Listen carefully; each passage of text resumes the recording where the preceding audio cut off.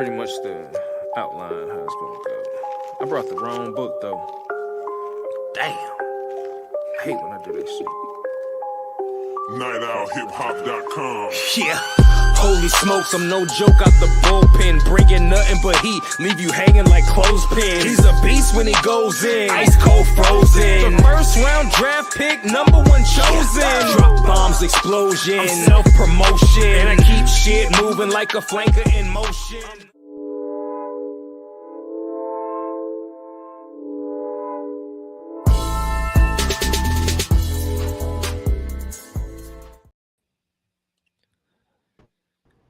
Hey, what's up? What's up? Welcome to another episode of After the Buzzer Sports Podcast with your boy Lee Jones, and I got my guy, the realist, Real Lil, from the Real Lil Show. He's going to join me today. We got a lot of good hot topics that we need to discuss. Lil, welcome to the show, man. How you doing?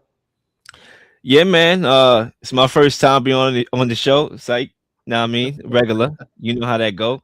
Salute to all my people, man. Salute to the Can You Dig Sports Radio Network. Salute to the Real Lil Show listeners. Salute to After the Buzzer as well, man. I'm looking forward to the show. Lots to get into, and I'm feeling good, man. Other than the headache that I got, I'm doing good.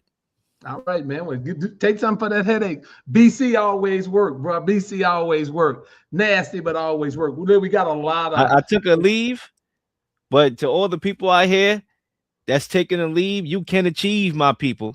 You could achieve with a leave, all right? That's all I'm gonna say. Hey, man, a leave is cool, but that BC put it on his butt. We got some great topics today, man.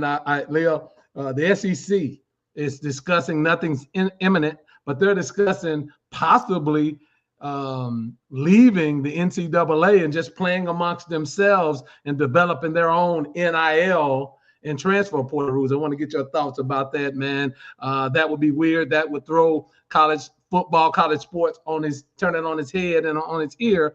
And I want to ask you, what would that mean for college sports going forward? The NBA, who is the real MVP? Look, I got 4 candidates that I want to discuss with you, Lil. I got Luka Doncic, I got Wemby, I got SGA, and I got Nikola Jokic. And I want you to tell me who is the real Lil's MVP. That's what I want to discuss, man. I want you to give me your thoughts on that. I got a scenario with all of these trades going on, and people, now, man, people just throw draft picks away like they throwing away a piece of trash. I was thinking, Dallas has 2 draft picks. Should they throw 2 draft picks at the Cleveland Browns to get Myles Garrett? That'll be an immediate fix for the defense. I want to get your thoughts about that and a possible trade scenario. I want to talk about who's the bigger disappointment, the Houston Rockets or the Cleveland Cavaliers. Both of them are in 4th place, but I think there was more expectation for both teams. And who's the biggest disappointment in the NBA? Jackson Smith and Jigba, richest contract for a wide receiver, Lil. I want to ask you, is he the best receiver in pro football? That's a discussion I think you and I may disagree on. And then finally, I want to talk about the WNBA. They're signing a new collective bargaining agreement. I want to talk about some of the parameters of that collective bargaining agreement. They lost $40 million last year. Over the life of the league, they've lost like $250 million. What does that mean with the new collective bargaining agreement? So we got a lot to jump into. We got an hour to get it done, man. So let's get this thing started. As always, please like and subscribe to the show, guys. Hit us up, subscribe to the show. Leo, the SEC, they're in that back room smoking their cigars and talking about, look, we're tired of all these other teams winning championships and getting all the players we used to get. Mm-hmm. And we need to do something about it. The competitive balance is evening out, and we need to do something about it.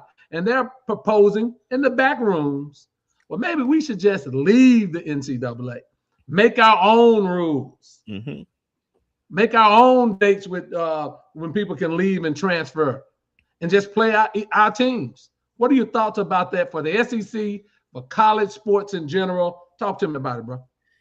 Yeah, look, the SEC breaking away from the WNCA is emotionally understandable, but bad for college football and logically bad for the SEC. I'll repeat, is emotionally understandable, meaning that I get it from an emotional standpoint, but ultimately not only bad for them, but college football as well when you think logically. Because in anything in life, there's emotion, there's logic, and we either make decisions logically or emotionally. Now, again, the little Shadamas in me that I am with the NIL and the expansion of the conferences or teams leaving conferences for more money and advertisement, the overall fabric of college football has been lost, at least for me. Now, I can't speak for everybody, but for me, a guy that's a traditionalist, a guy that I mean, I could tell you straight up, I don't like the way the country is moving, but I did like the way how the country was before. Some parts of it, some parts got better, some parts got worse. And I can say the same thing for college football. The rivalries that we used to get year to year, for the most part, Bedlam, those were my type of rivalry games right there. People don't understand how marketable and impactful rivalries are in sports. I think the NBA is missing that to a T, which is why people don't value the regular season as much as they used to. But again, when you bring it back to the SEC, it's another example of college sports being ran like a pro league. The students are no longer students; they're athletes who priorities used to be and should be advancing towards a degree and graduating with the hope of making it to the NFL, NBA. Now, I think what the SEC knows is they know they're the best conference in college football. But with that being said, they also know that it was the third straight year that they didn't win the national championship in the conference. Now, with the college football expanding to a 12-team format with more potential expansions looming in the future, it does not really benefit the SEC more so than the other conferences. In fact, you can make the case that it benefits the smaller conferences than the SEC because under the old BCS system, it benefited the SEC more as they won 7 straight consecutive national titles from the SEC from 2006 all the way to 2012. It was complete SEC domination. Now, with the college football playoff coming into the fold now and replacing the old BCS system, it hasn't really been pro SEC when you look at the results. So the commission is like, okay, well, you know what? Since the strength of schedule is not rewarded as it used to be, and the NIL and the transfer portal has made things more even, why don't we branch off and create a super league in which we are generating first of all, we already generating the most revenue out of all the conferences in college football, 1.3 billion to be exact. So emotionally, I understand why they want to do it. Hey, we bringing so much to the table, and right now we kind of feel, we have that ego, like, we have won a championship. Now there's more competition. The college football playoff seems to benefit the FCS more than the FBS and more than the SEC. How about we just branch off and do our thing since we are the machine anyway? But logically, to me, it would do more harm for the SEC and for college football for reasons I explain in my second lap. Yeah. Well, you made some good points. For me, first and foremost, I think it's idiotic. I think it wouldn't work. Them branching off. Yeah, they may. From top to bottom, from a competitive perspective, the SEC is the best conference. I'll give them that. But they don't have the best. They're not playing the best football right now, right? The Big Ten is playing the best football, right? Last 3 champions have come from the Big Ten. So that's the first thing. So how could you theoretically leave the NCAA and what you're going to do, just crown the SEC champion and think that is the best team in college football? No, that won't work. So branching off by yourself, it's ludicrous, really. It's just trying to put pressure on the rest of college football to make some serious decisions and try to come together to branch out and get some NIL rules in place, mainly get rid of the collectives, get some transport portal dates where that it can help the SEC in their recruiting, and I get that. That's smart business. And in business, we bluff all the time. We throw things out there to make people think. But for the SEC member schools to think that they can go it alone, just play themselves, and think that one, television executives are going to go for it. No. Two, the other schools, okay, you play 16 teams. Okay, you can't even get a full 12-week schedule out of that, Lil, unless you're playing teams 2 and 3 times. Come on, man. That's just not going to work. And nobody's going to want to see that when the other teams are playing and we see Ohio State and Indiana and Michigan and Colorado and all these other teams playing. I just think it's them trying to posture to get some of the things that they want to get out of the NCAA as far as NIL and transfer portal. And I don't take it serious at all, but I think it's good talking to get the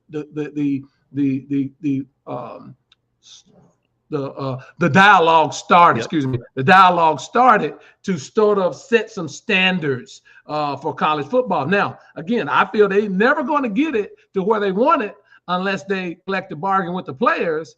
So it's a moot point, really. I know they're trying to get President Trump in on it and get him to sign some executive orders, Lil, but that's going to go to court too. So it's not going to happen until they collectively bargain with the players. So I think it's much to do about nothing. I mean, look, it could be leverage here. It could be a leverage play to get what they want. It could be seeing their worth. I've been in jobs before where I look at what the company's making. I've been there. Yeah, shit. I have an ego when it comes to jobs. Nobody working for free, especially when you're bringing in the company money. You're looking at what you're making and what you're bringing to the table, and you're looking at what the job is making. You're like, wait, hold up. Do I need this job? Like, I probably should branch off and do my own thing. So, again, emotionally, I understand what the SEC is trying to say here. First of all, they have a big marketing brand, which is why they're able to reach the national people they're able to reach. They have a $3 billion media rights deal with ABC, ESPN, and all those channels over there. So that creates a bigger pipeline from the NFL, from college football to the NFL. They have the biggest pipeline. You want to go to the NFL? Your best chance lies in the SEC. So that's their, marketing right there. And then look, they don't need to be aligned with other conferences either, because the fact of the matter is the other conferences need them. That's why these FCS schools pay between 500,000, 700,000. They get paid to get 80 dropped on their heads. Basically, just like, let's fill in the schedule. So again, emotionally, I get it. But here's where the logic will crush some of the emotions that the SEC is feeling right now. When you talk about the big platforms, March Madness in college basketball, the college football playoff is growing. It's becoming more popular. Those things I think they should want to participate in, because those are the big platforms right now. Especially when you talk about college basketball, the NBA, again, leave me. I'm not trying to start another debate, but it's not as popular to me as far as the way how people are receiving it. A lot of people think right now, I've had many people, and I believe it because I watch some of this March Madness. I'm like, this is better basketball than the NBA. So again, you would probably want to stay in that conference, and obviously college football, you will want to take advantage of the college football playoffs. So to me, I don't think they should break away from the NCAA machine. Yeah, I just don't think any television exec, no station, no executive will buy the SEC branching off by themselves. And they're a great conference. There's no doubt about that. But to sustain the season, and really, you can't definitively say that they have the best teams. You can say as a conference they may be the best overall, but you can't say that they have the best teams now, and nobody's going to want to be a part of that, Lil. So to your point, I just think, it's emotional and it's posturing, and I ain't mad at them for saying that or putting that out in the air, but I think that falls on deaf ear, because you have to get some TV execs to dance with you on that. I just don't see that coming. So hey, audience, please chime in. If you got some thoughts about that, let us know. But I just don't see that happening. Leo, we're going to turn to our next topic. Your favorite topic, the NBA. So The NBA winding down their season, 10 to 12 games left in the season. We got to talk about the NBA MVP race. And I have 4 people, and if you want to throw someone else in there, Lil, you go right ahead. But these are my 4 as we talk about NBA MVP. SGA, Shai Gilgeous-Alexander. You know what Shai's doing. He's on the team with the best record. He's doing what he did. 128, 29 games with 20-plus points, breaks Wilt Chamberlain's record. He's won. Nikola Jokic. Joker is a walking triple-double, right? Doing big things. Denver, not as good on the season anymore. They're in the 4th, 5th slot. So it's not turning into wins, Leo. Wemby, the unicorn, the freak. I mean, look, definitely going to be defensive player of the year, leading the Spurs to the 2nd best record, and I think a legitimate title threat. And then Luka Doncic. I mean, Luka just putting in buckets, man. I mean, let's be honest. Luka just putting in buckets, and it's phenomenal the way, especially over this last week or so, Leo, how Luka has just been, I mean, just a man on a mission, right? And so I wanted to put up a graphic. Now, this graphic, unfortunately, is a little skewed, and you can't, but I'm going to be able to, I'll definitely read off this. These are the numbers for those 4 guys on the season, Leo. And I know it's kind of skewed and kind of blurry, but I pulled that up. Who is your 2026 NBA MVP, Leo? Yeah, well, luckily for me, I got good eyes, so I can see exactly what's being said here. Okay, those of y'all who got glasses, Stevie Wonders of the world, yeah, y'all ain't gonna see this. But look, for me, it got to be the favorite for me is Luka Doncic. Now, the fact that I feel like all 3 of these guys could be intertwined in some way, SGA, Jokic, Doncic, Wemby, is a testament to the skills in today's game. Now, I know I have a lot of criticisms of the game today, but skill is not one of them. Let me be sure and make that clear. Now, you start off with Wemby. We never seen a guy like him before. And anytime I watch him, to me, he's the most entertaining player to watch. Like, to me, he probably leapfrogs Steph Curry as far as entertaining. Like, all right, Wemby's on, I'm going to watch it. He's number 1 for me. He's very dominant, pretty much on both sides of the ball.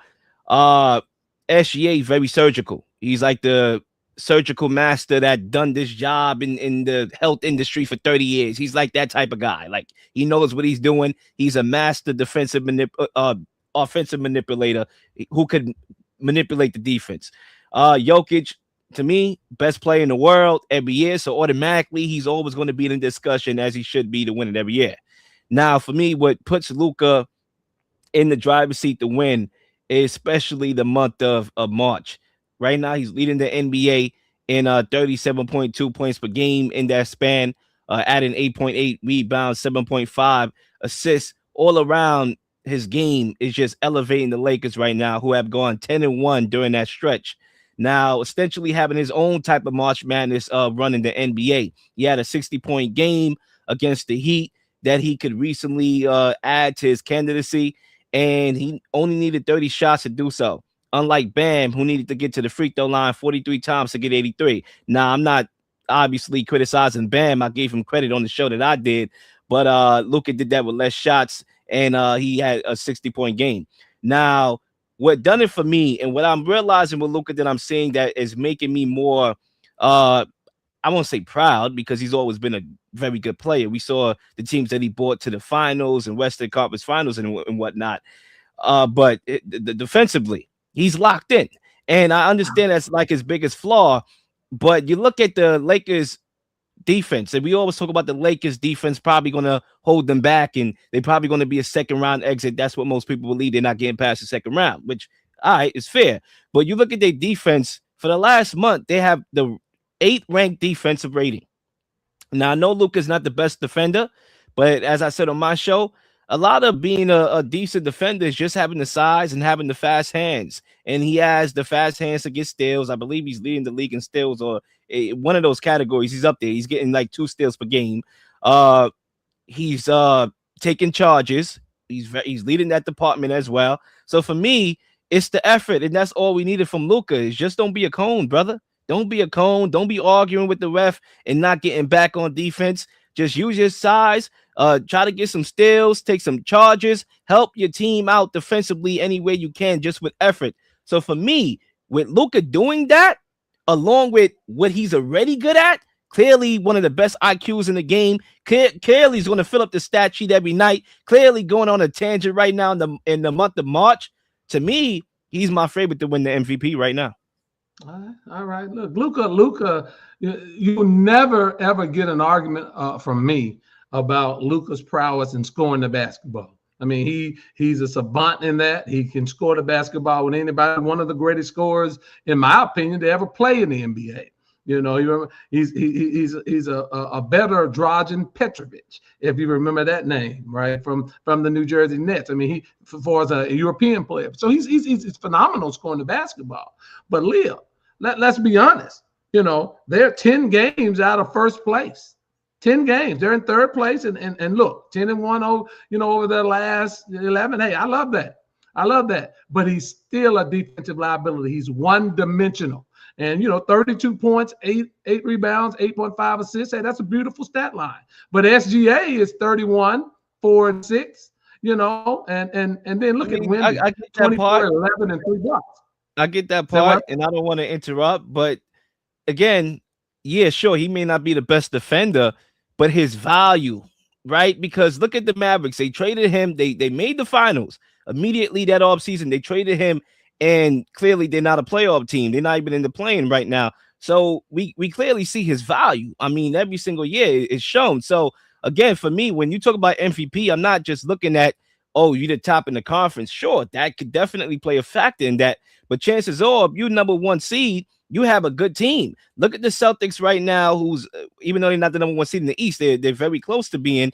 They got two good players on their team in Tatum, who's trying to get back to form, and Brown. And they have a good team that won a championship a couple years ago. The Thunder, the number one seed right now, they just won a championship, right? And they had injuries, but they still able to overcome that because they are a very good team that has chemistry. If you take Luka off the Lakers right now, they would not have the same success they're having right now. To me, that's value. Yeah, I mean, they may not. I mean, I think with Austin Reeves and LeBron, they'll win games, but still, I mean, you still have to account for what they're not and what he's not, right? And SGA, look, Luka's not a two-way player. SGA is. He's a two-way player. SGA plays defense. He's the catalyst. He's Mr. Clutch. And I just think SGA he's going to win his second MVP. With a close third, in my opinion, is Wemby. What they've done in San Antonio, and I think Wemby's going to be second, and then Luka's going to be third, and then Joker's going to be fourth in my book. For Wemby's done to change the culture of San Antonio is just phenomenal.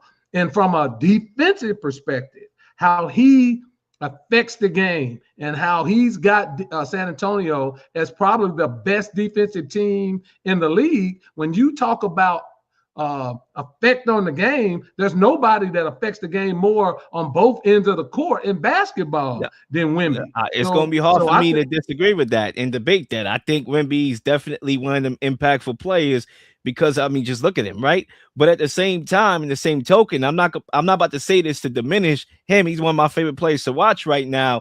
But we've seen the Spurs have success. I know it's regular season, playoff time is a different thing. To be clear here, I don't think any of these teams will have success without these players here, right? So let me just make that clear. Right. The Spurs need Wemby, the Lakers need Luka, the Thunder need SGA, and clearly the Nuggets need Jokic. Jokic is that impactful. But when you look at the regular season, the Spurs have been able to win games without Wemby. And in fact, they was able to literally bench him for, during that tournament and have success and throw him in there in the second half and limit his minutes because they have a barrage of guards, right? They don't even have holes. Before their holes was 3-point shooting, but now they're knocking down their shots for the most part. I know De'Aaron Fox is not the best 3-point shooter, but overall, they don't really have that much holes. And clearly, you look at the records, because all these four guys miss games at some point this Yep, season. yep, The yep. Lakers had the worst record without their best player in Luka Doncic. So to me, it just goes back to the impact. And I understand defensively, we were wanting to have a bigger impact, but because he's doing the little things defensively better than in any part of his career, that's also adding value to him, who was already a valuable player with the lack of defense. That's not saying much. He's doing the little things, Lil. The little things. The That little guy things gets matter blown by. because sometimes it's you getting back, taking charges that energizes your team to get Luka LeBron Doncic is getting not. back in front of his man, to get everybody else, He's not playing playing hard. defense. He's not playing defense any better than he's played over the years. He lost weight and he's still the same defensive player in my book. Wemby has San Antonio 3 games outside of the league for the #1 slot in the West. And so he's approaching the best player in the league status. Probably next year he might assume that mantle. So I go SGA because SGA is out front. He's doing things. He's leading the team. And basically, SGA is the best closer in basketball. He's the best closer in basketball. In the fourth quarter, he gets his shot anytime he wants. He gets to the foul line. He is the best closer in basketball. That's why I give him the nod over anybody. Wemby second. I go Luka third, and I go the Joker fourth, simply because Joker's having another phenomenal year, averaging a triple-double. But the team success is not. His impact on them winning is a little less than the other 3. But I still give it to SGA. I think SGA, like I said, is the best scorer in the fourth quarter at the time the game matters, in winning time in the NBA. And I'll say this: if Wemby can come back and overtake SGA or the Spurs overtake OKC, I would give it to Wemby. I don't think that's going to happen. That's why I stick with the SGA as the lead MVP. Last thoughts for you, Lil. Yeah, I mean, it just goes to show you again where I started, that the talent pool in the NBA is the scale. It's there. It's probably the best scale of all times, because you have 4 completely different players who in each way, in their own way, impacts their team as equally. So yeah, that's my thoughts. Yeah. No, it's you're good points. Good points. I like to hear what the audience thinks and give us some comments about who you think is the 2026 MVP. Leo, I'm going to quickly turn to the NFL because I got 2 subjects in the NFL I want us to broach. First of all, let's talk about Jackson Smith-Njigba. It broke today that he signed an historic deal with the Seattle Seahawks. $168 million over 4 years, averaging $42 million a year, $120 million guaranteed. I mean, man, that dude is banking. That dude is banking, right? He was the AP Offensive Player of the Year this year. My question to you, Leo, he's paid like the best receiver in football now. Is he the best receiver? And I'm going to give you a couple of names to think about as you ponder this. Okay, Jackson Smith-Njigba, Justin Jefferson, Puka Nacua, and Jamar Chase. I think those are the best 4 receivers in football right now. And I'll turn it over to you. He's the highest paid, but is he the best? Yeah, so before I talk about who's the best and whatnot, I would say that he's worth every penny, and it's a win for the Hawks to get this done. Unfortunately, or fortunately, however you look at it from your perspective, the wide receiver market, quarterback market, the positional market does not dictate based off of who's the best and who's not. It's basically it's your time to get paid, you're getting paid. That's fair. And right That's now, fair. JSN, it's his time to get paid, and right now he deserves every penny because he contributed to the Super Bowl. He led the league in yards. I mean, this dude was a killer. I mean, he knows how to get open. He's very dangerous in the intermediate, in the deep parts of the field. Him and Sam Darnold has a chemistry that arguably they probably might be the best duo in the NFL. Now, I might go Josh Allen and James Cook, but they're top 5. like as far as the duo Sam Darnold and JSN. Sign me up for that. That's I think you're popcorn giving every time I Sam watch. Darnold too much credit, but that's okay. I think you're giving Nah, I Darnold too much should. He won the Super Bowl. I'm cool. He credit. gonna He get a won the lot of Super credit for Bowl, me. but I don't know about all that best connection. But After go all ahead. that smack I talk about him, I'm talking about the best duo as far as like. I don't mean Sam Darnold is the best quarterback. Don't get me wrong. When I I know say what you're best saying. duo, I I know just what you're mean saying. as a I can name a team. lot of better You duos, know, though, but I understand what you're saying. but yes, but look, firstly, to me, it makes sense because now the price on Puka Nacua for the Rams goes up now. So now the Rams got to extend Nacua, and he's probably going to want more than JSN. So you get the job done early. That's what you want to do every single time. You eliminate any offseason headaches, like what happened to Terry McLaurin, which I really felt was the start of the bad juju that the Commanders had going into the season that really went throughout the I whole agree. entire season. Brandon Ayuk, same situation the year before. He never came back the same after that holdout. He didn't look good, and then he got hurt with the season-ending ACL injury. So you look at GM Snyder, he could focus on taking care of his cornerback, one of the best cornerbacks in the league, and Devin Witherspoon, lock him up as well. And now you have two guys that are not older than 25 years old that you get to lock up. And yeah, even though those are two non-quarterbacks and you're playing a large amount of salary to them in the salary cap, it's still better than gambling for players like Max Crosby, who, I understand you want to increase your Super Bowl odds, but to me, just being able to take care of plays that help contribute to your team's success, to me, is better than making a trade for a superstar in which is not guaranteed that the assets that you gave is going to return on the Super Bowl investment, right? So that's my point. So I think it's good. Now, as far as the let me JSN, ask you something on this. They have $64 million tied up in their two receivers. We talk about this duo and paying receivers and having that much of your cap taken over. Shaheed makes 22 million. He makes 42. So is that a good thing for the Seahawks to have that much of their cap taken up, about $60 million of their cap, which is about a fifth of their cap? I think that answer would have been altered if they didn't win a Super Bowl. I think because they won the Super Bowl, you're allowed to be flexible. You know what works. Rashid Shaheed, you got that evaluation. You had 3 games of evaluation to see that work. We see Shaheed go off in the playoffs. As soon as he came, he made an impact on that team. Yeah, Sam Darnold loved him. He has chemistry with Sam Darnold. JSN, not only did you get to see, okay, was the regular season a fluke? He had an excellent regular season, leading the league in pass yards, but could he do it in the playoffs? Clearly, he could do it in the playoffs. So to me, any other circumstance, I would have an issue with it. With the Seahawks, they won the championship. I don't. Now that's why they lost.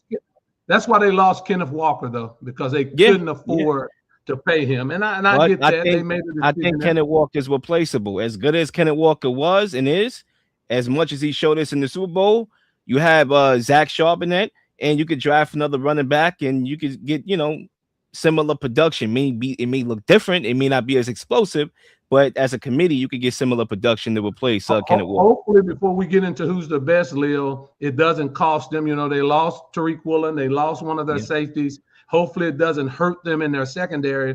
You have to make these economical decisions when you win the Super Bowl, when you're that good, when you have players like that. I just hope that doesn't strap them. In Seattle, they draft well, and Mike McDonald's a good he's a good evaluator of talent. So I think it would keep that train going. But go ahead. Best receiver in football. Lil, I want to hear this from you. Look, I think JSN is top 5, no doubt. Now, how many guys I would put ahead of JSN? Give me those 4 in any particular order. You tell me 1 through 4. I'm gonna go. To me, Jefferson and Chase is interchangeable. So you could go Chase, you could go Jefferson, you could go Jefferson, you could go Chase. Chase has a quarterback, Jefferson does not. But that's 1, 2. Good point. In whatever order you want. Then I will probably go after that. Honestly, I would probably go with JSN. Like, I'm a big JSN fan. I think, look, Nacua, contested catches, athleticism. Nacua is like a different type of beast. Like we seen Nacua. This guy had 200 something yards against Seattle. Like, this dude, it's crazy. But I would just go JSN a little bit more. I think he's more fluid on his routes, just a little bit. I'll go JSN number 3, and then I go Nakua number 4, and then the cap off my 5, I would probably go with CeeDee Lamb. Hey, I like that. Yeah. Good. Hey, you're all right. You're all right. Because CD, before last year, when CD got the drops a little bit, he got the dropsies a little bit last year. CD's a dog. And I think this next year he's going to prove it. I really think, though, if George Pickens was the featured number 1, we'd be talking about him being the best receiver in football. He's that talented. I don't think there's a receiver with the physical gifts in the NFL better than George Pickens. And when you just look at his physical gifts, ability to track the ball, route running, and all of that stuff, I think Pickens is just other things that may keep him out of the top list. For me, I think Chase is clear number 1. Not clear, but by a little margin over Justin Jefferson. I like Chase's run after the catch. I mean, it's a beautiful thing to watch. I love his run after the catch. He's a running back in a receiver's body. He's fluid. He breaks tackles. I mean, he's just a dog, man. 2 years ago, the guy won the Triple Crown, receptions, receiving yards, touchdowns. I mean, he's phenomenal player. And every time that Burrow's healthy, this guy shows out. And he has a dog on the other side, so he's still doing it. So I really think Chase is number 1 right now. I would go with Jefferson. I think you're right. Jefferson is fluid. He runs great routes, catches everything, man. You don't see Jefferson dropping balls. You don't see that. You don't see that type of thing happening. So I certainly would go with Jefferson number 2, and then I would go. I don't know why I lost my audio. Yeah, you lost the camera. My vision, but we'll be okay. I'll go Jefferson number 2. Then I probably would go JSN. I think I would go with JSN as well. I think JSN strong as far as his ability to run after the catch, and he catches contested ball. I would go with Puka Nacua last. So that would be my 5. And then you're right, I'll throw CeeDee Lamb in there as well, Leo. So yeah, those would be my 5 in very similar order as you. And it's like this, man. You literally looked at my test sheet and you just everything. You didn't even try to fake one wrong. Like everything 1 through 5. Hey, I mean, hey, we don't always agree, so we'll take it while we're here. Yeah. Leo, I wanted to ask you, with all of the NFL, and it seems as though players or teams are willing to trade more draft picks now. For some reason, they're trading draft picks. They're throwing draft picks into the fray more often. 2 draft picks, multiple draft picks in a season, going into the following years. The Cowboys need to fix their defense, and I wanted to ask you: should the Cowboys? They have 2 first-round draft picks this year. They have 2 next year. Should they package 2 draft picks in some order, send it to Cleveland, and get Myles Garrett to fix their struggling defense? The floor is yours. Yeah, I mean, if I'm able to pull that off, I would do so. I think Myles Garrett is the best defensive player in the entire NFL. That was evident with the sack record that he broke last year on a bad football team, right? So we have to take that in consideration. This wasn't a good football team. This was a bad football team. And for me, Myles Garrett, his presence really changes your game plan, because your game plan is dedicated to making sure that he's maximized to some extent, right? You're going to double Myles Garrett. So to me, that will automatically make the whole entire team better, because of the fact that you got to double Myles Garrett and literally pay attention to anywhere he was or is on the field. In some ways that you had to do so with Micah Parsons. When Micah Parsons was on your team, you had to figure out where he was, because he dictated, how you was going to defend and whatnot, and it allowed the other guys to make plays as well. So to me, losing Micah Parsons was not ideal. If you can get that value back, and in some ways even better, you make that deal. That offense was the part of the team that was carrying the team last year. The defense sucked, and I thought Jerry Jones did a good job especially this offseason, trying to show up that defense and get it better to stop a run. Obviously, clearly, he wants to stop the running game. But adding Myles Garrett to me puts you over the top. And clearly they didn't get Max Crosby. They wanted to go all in with him. I believe they offered a first and a second. If you can offer 2 firsts for Myles Garrett, I understand that's a lot. But for Myles Garrett and that impact, to me, it would be, I won't say it won't be bang for your buck. That's not bang for your buck. That's a lot of expense. But to me, you could get return on that investment. So if I'm the Cowboys and I'm Jerry Jones, hey, you're the Cowboys, you're the home of the superstars, why not go for it? Would you give up the 12th and the 20th pick this year? That's a lot. That's a lot. I mean, for Myles Garrett, probably be the only player I would do that for.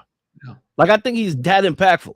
Like, you get Myles Garrett, I think a lot of people in the media would probably take the Cowboys to at least get to the NFC Championship game.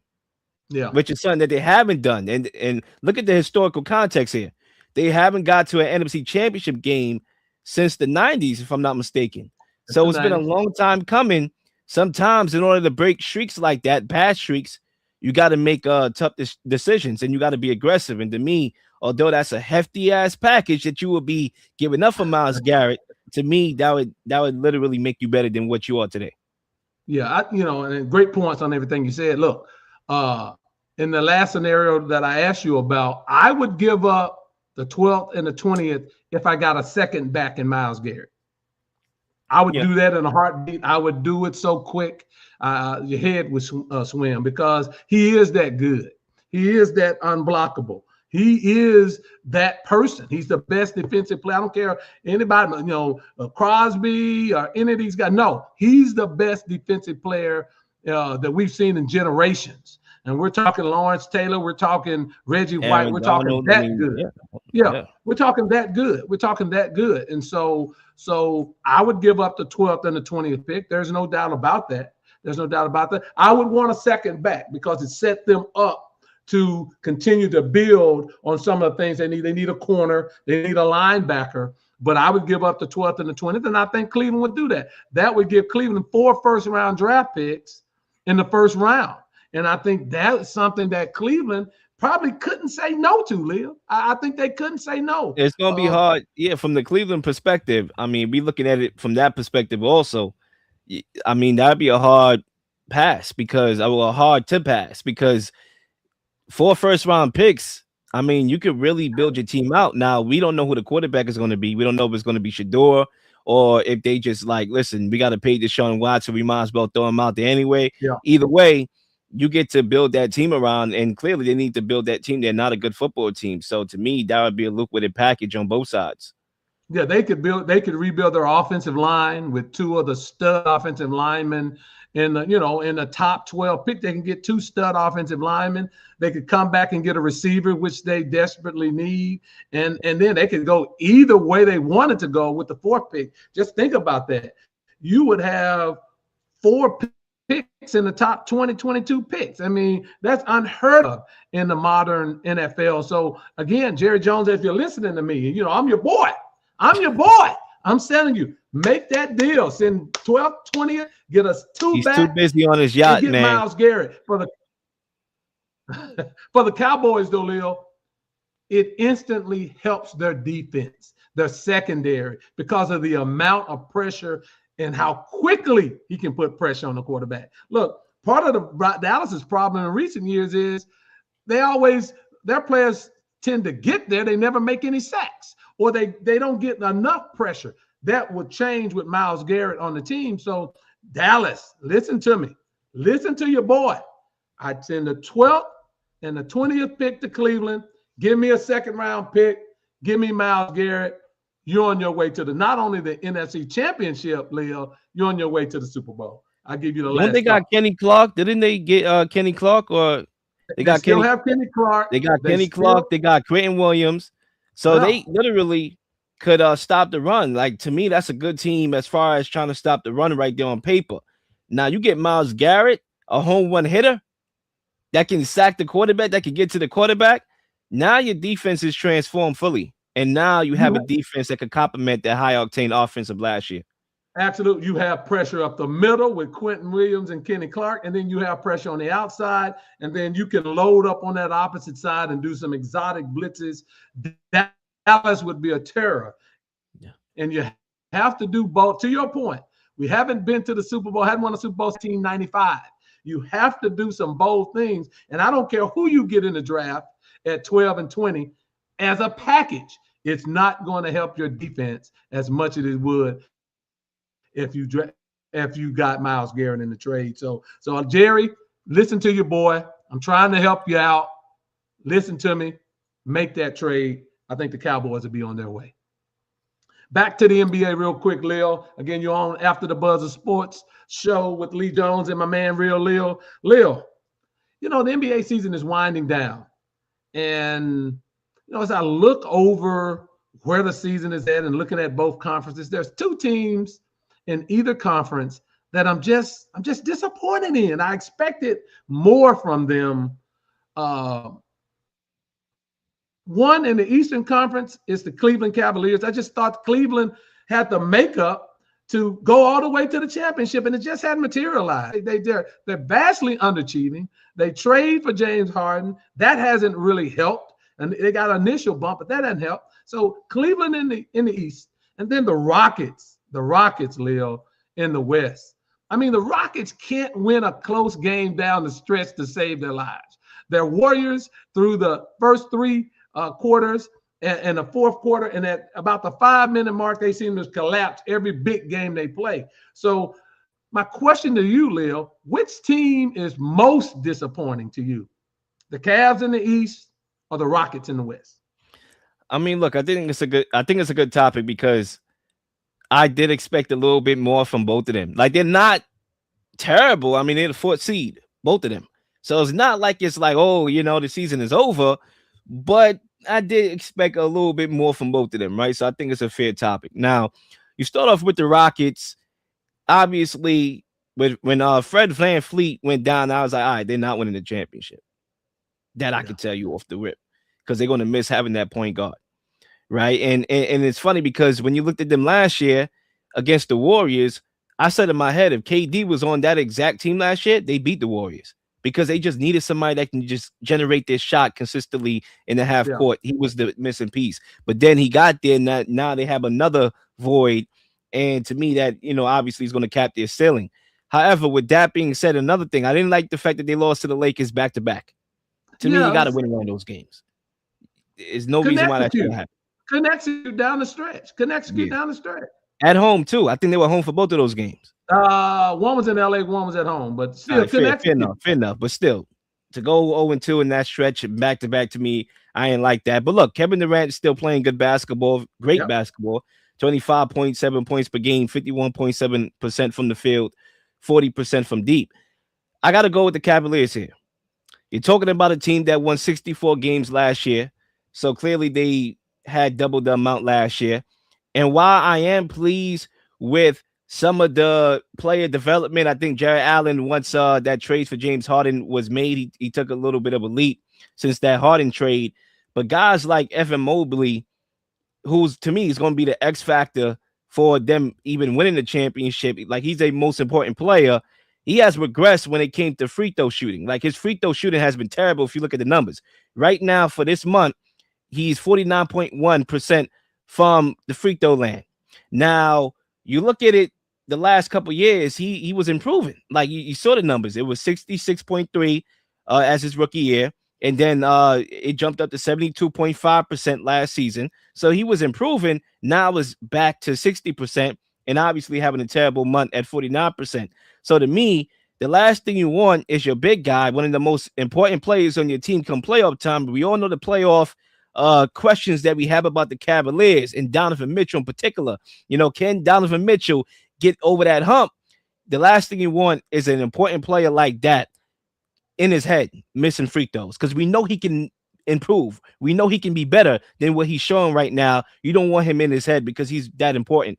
Another thing too, when they traded DeAndre Hunter, yeah, sure, it bought offensive versatility when they got Dennis Schroeder and everything, but to me, it leaves you exposed against the East best wings and whatnot. Yeah, So to me, yeah. Good that's going point. to be something that you're going to have to look out for when you're going up against the Brunsons and the Tatums and the Browns and the Kay Yeah, Cunninghams. Like, there's a lot of good guys out here that can score the basketball, and you just gave away one of your best defenders, like per defenders, and DeAndre Hunter for more offensive versatility. I'm not sure if you actually got better with that move. So to me, when you look at the games they won last year as opposed to this year, and maybe they're better right now than they were before they made that Harden deal. When you think about what Harden brings to this team and has brought to this team already, still overall body of work and what I can see in the future happening, they will be the more disappointing team for me out these two teams. yeah, yeah. Good points. Very good points. Look, Cleveland with the injury to Tatum, right? With Cade Cunningham now being injured, right? And the fact that you have a supposed superstar in Donovan Mitchell, they're just disappointing. Mitchell hadn't proved that he's that mega superstar. When you talk about all of the young guys, Ant, Shea, Luca, and you want to mention Donovan Mitchell name in there, but you can't, Leo. You just can't, because he doesn't do anything to make you want to put him in the conversation with all of the young stars. So you can't really put Donovan Mitchell in that conversation. James Harden is who we thought we were. Denny Green, he is who we thought he was, right? He is who he is, right? He's going to give you some big moments. He's going to be streaky, but you cannot rely on him in playoff time. You cannot. So that's not going to do anything for you, right? And like you said, I too agree with you. The Daniil Hunter thing, I would have kept Hunter. He's a two-way player, and it's like, maybe they thought some of the guys coming off the bench could fill his void, but Hunter was a very, very good basketball player, and I think they gave up on him way too soon. And they're going to need that defensive stoppability. You got Allen, you got Mobley. They're just a disappointment to me.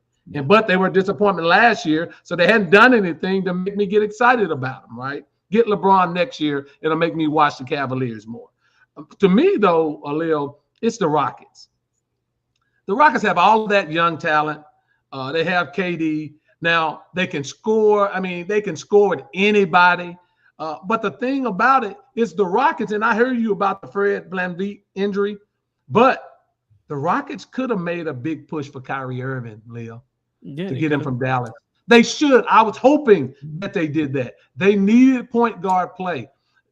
When Kyrie and KD were at Brooklyn together, it was the sweetest thing I ever saw, right? When they both were healthy, right? Remember when they traded Kyrie? The Nets had won 18 out of 19 games. They were second in the East. And they didn't want to pay Kyrie, and so he left. But think about it. I would have went after Kyrie Irving. They already had a lot of young talent. They had people. But don't you think that would have affected the young talent? Because when Kyrie Irving is there and you got Kevin Durant there as well, that's going to change the development, to me, of those younger players, to me. We're trying to win a championship, Leo. Get rid of some of them young players. Look, Houston's bench is deep. They got they got plenty of talent. Houston is 10 deep on their team. So giving up a first-round draft pick and 3 of those players, think about it. Dallas needed some additional talent. They could have packaged anybody. As long as you kept Şengün, you kept, I give up Smith or I'd give up him in a heartbeat. I'd give up a lot of those players, right? To get KD and Kyrie in their prime, keep Şengün inside, keep Reed Shepherd. Hey, they would have been winning games down the stretch. These games that they're leading in the fourth quarter and down the stretch, they cannot win because teams are blitzing KD and making him give up the ball and they're turning over the ball. This stuff wouldn't happen. And so for me, it's Houston. Houston is the most disappointing. Both of them have similar records, 43 and 27, along their fourth in their respective leagues. I don't think any one of them now is going to be able to do anything in the playoffs. I hope we'll look and see. And I hate it for KD because, to your point, KD has still got it. KD will be able to score till he's 40, 41, 42. He's just a professional scorer. But I blame it on the Houston organization. They had a chance to pry Kyrie Irving away from Dallas because Dallas is in complete rebuild, and I think that was a missed opportunity. So I would have to say it's the Houston Rockets, and I'll give you the last word on that, Leo. I mean, look, when you look at it, I get your point about Kyrie Irving, and maybe your stance is more so like, yo, you could have made a deal. You knew you had this point guard situation from the very beginning of the season. It's not like it came up last second and now you got to scramble to make a trade. You had pretty much all season to really come up with a game plan to fill that void of losing Van Fleet. 100%. I see that point. I think that point is valid. But at the same time, and I get the point about Kyrie Irving. In the fourth quarter, that's one guy that you trust. Him and Luka won a lot of games together because they were very good in the fourth quarter games. And I get that point. But for me, a guy like Kyrie Irving, he's more of a ball stopper. Now, don't get me wrong. He definitely has improved as far as passing. Like, I thought he didn't get enough credit on the Mavericks for getting other guys involved. But he's still a guy that takes a lot of dribbling. And, you know, obviously he's, you know, he gets the ball in his hands and he go to work. He do what Kyrie Irving does. But at the same time, to me, that would stunt the growth of the other guys. But then again, I agree that they should have made a move. And if it came down to Kyrie Irving or nothing, maybe you do go with Kyrie Irving and, you know, let him and KD go to work. And maybe that's the fabric of your team. So I get that point. But for me, it's just the Cavaliers. I just think the Cavaliers are a mid-basketball team. Even with the move for James Harden, because they actually made the move at the deadline. To me, I won't say it's a lateral move because James Harden fits better with Mitchell. He's going to make, obviously, he made the bigs better and whatnot. He has more playoff experience and whatnot. But still, to me, it's not a, you know, like a lateral trade. But to me, it doesn't move me. It doesn't move the needle to me. Yeah. Like, I still think the Cavaliers are a mid-team. And a lot of it has to do with your point about Donovan Mitchell not taking that leap into superstardom. To me, his ceiling is like, he's probably where Jamal Murray is. And Jamal Murray is a number 2.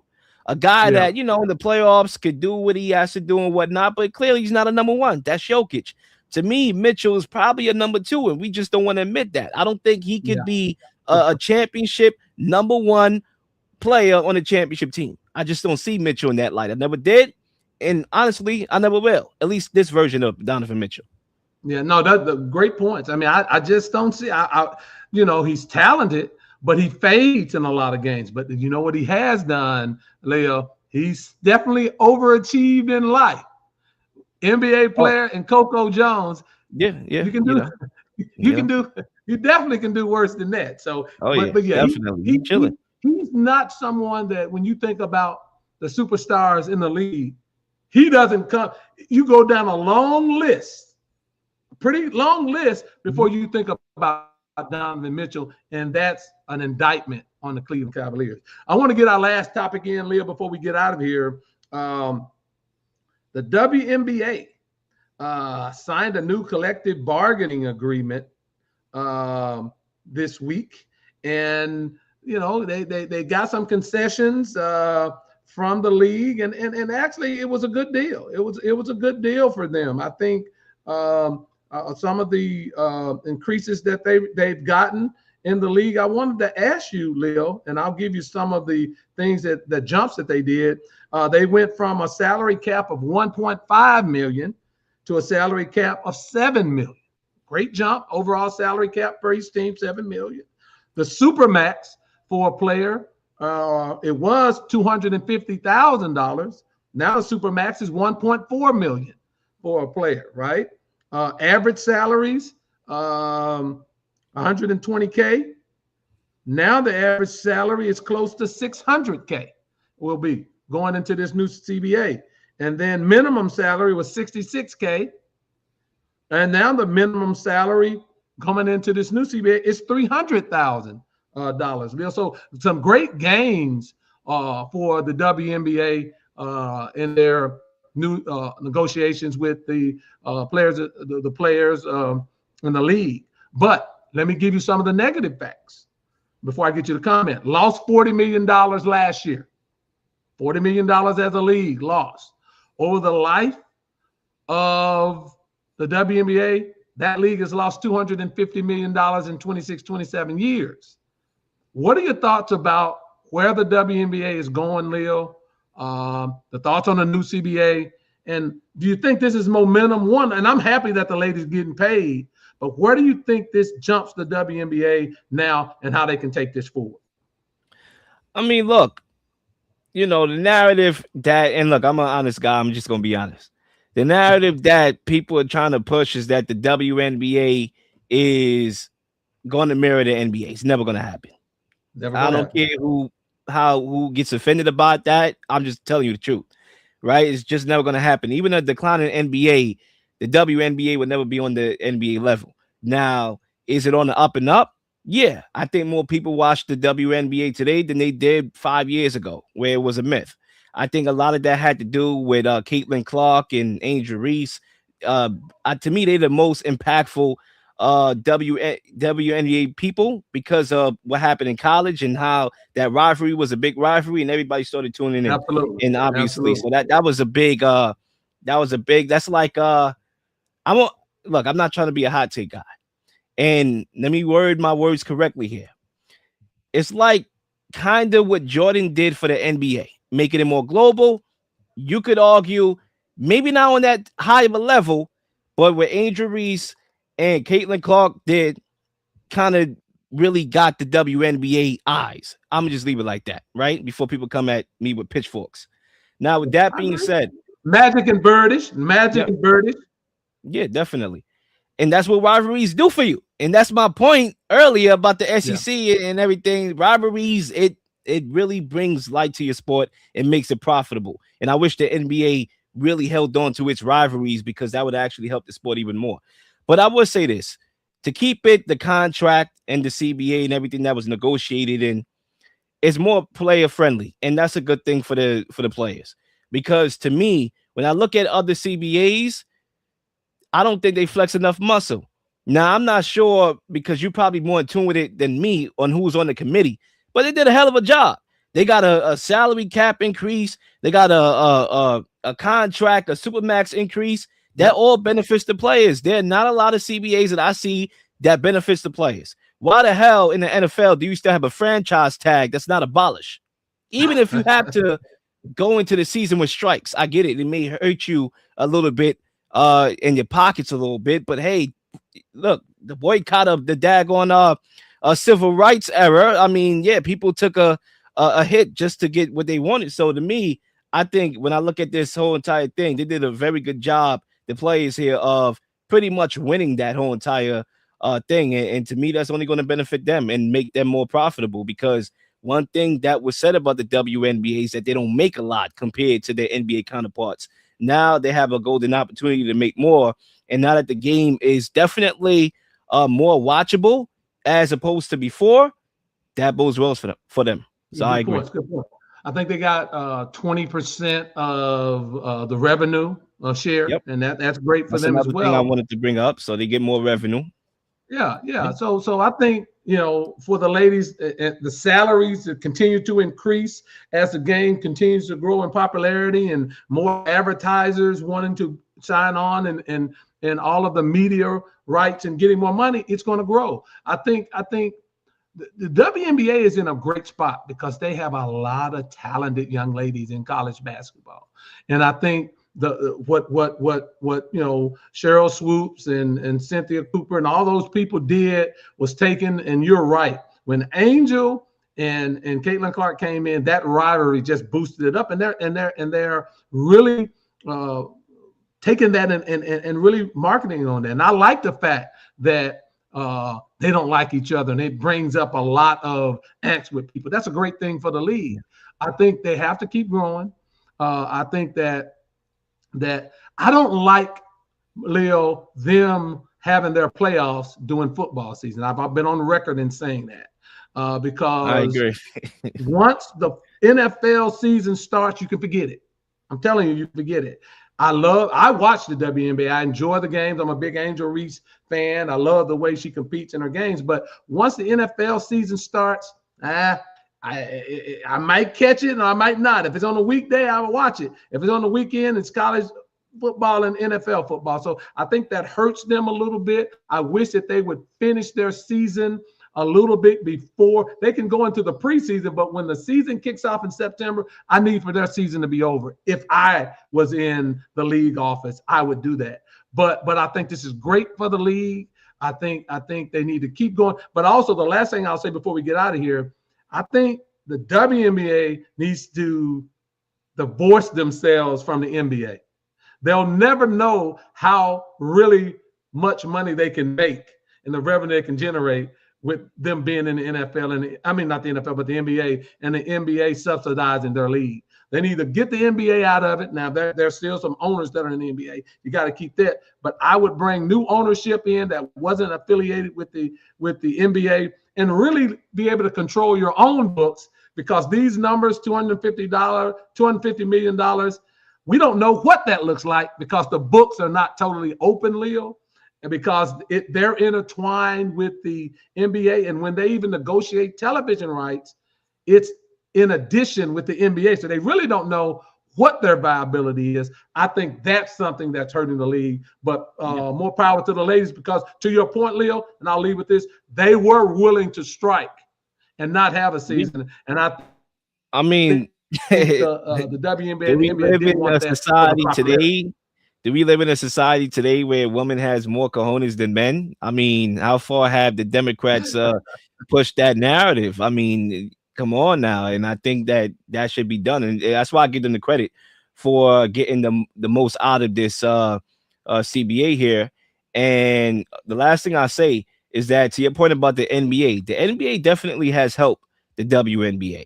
I mean, even from having that 3-point contest with Steph and everything, and just getting them more eyes, to me, definitely has helped the WNBA. And now it's on them to take it from here.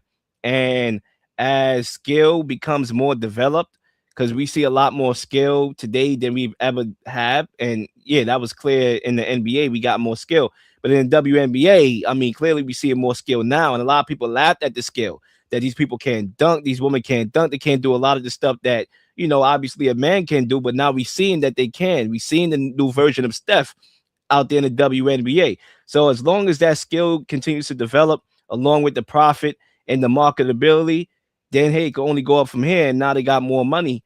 To me, that's the up and up for the women's.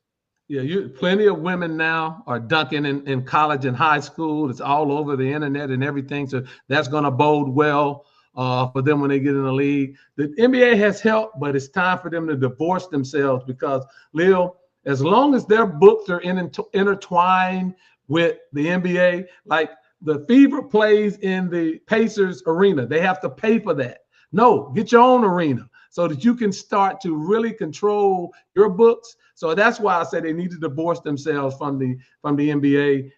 There might be some early significant more losses, but I think in the long run, you'll be a better league. But hey, that's the end of our show. This has been a great show, Leo.